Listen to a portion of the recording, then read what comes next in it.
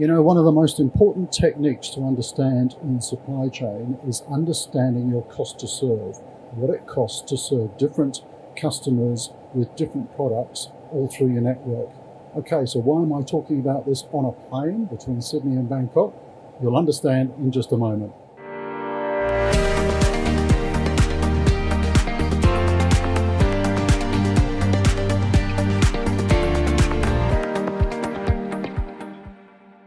So really the essence of cost to serve is understanding what it costs to service all of your different types of customers with different products in whatever location they are.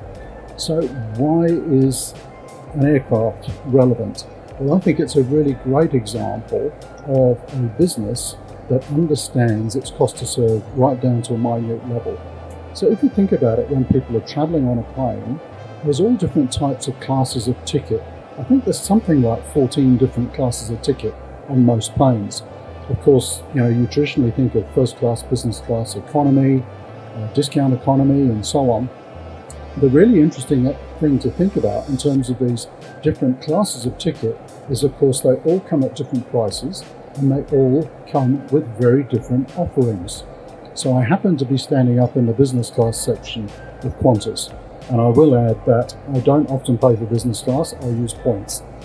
But there are people in first class, business class, economy, they're all paying different prices. Why? Because they have different service expectations, that's why. There are people down the back of the plane travelling with families who don't want to pay a lot for their ticket, and that's great, the airline can cater for them. With discount tickets, an adequate meal, adequate baggage allowance, and they're happy.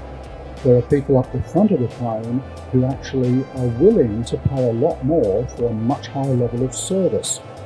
And they're going to get a much more comfortable seats, they're going to get a much nicer meal, they're going to get amenity sets and pajamas and quilts and all that kind of stuff.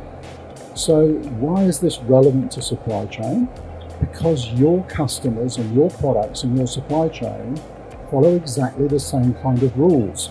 So do you have just a single customer service policy in your supply chain? Does everybody get the same level of service? If you're offering the same level of service to everybody, all of your customers, you're probably not doing it right, because different customers want different levels of service, and you'd be surprised. Some are quite happy with what you might deem to be a lower level of service, and some are willing to pay a premium for a much higher level of service. And very often that comes down to lead time. They want faster delivery. So have a think about your customers and your products for a moment, and you need to start differentiating the service offer to different types of customers. If you have that one-size-fits-all service policy, you're probably not satisfying the majority of your customers, because some are willing to pay more for faster delivery, some would want a discount for a slower delivery. And when you really understand that in a supply chain, you're able to tailor the service and actually reduce your cost. You will understand the cost of servicing all of your different types of customers with your different products, and you'll be able to ease back some of the service and increase some of the service in other areas. Overall, you can generally reduce the cost of service by anything up to 15%, whilst improving the level of service and actually improving your sales. So airlines are a really good example of organisations that truly understand what their customers want and differentiating the service to those customers. So have a look at your own business, have a look at your customer profile, your product profile, and start to think about how you can differentiate that service to better match what the customer is looking for. And not only will you keep your customers happier, but you'll be saving costs in the long run too. Well, I think lunch is about to be served, so I'd better get back to my seat.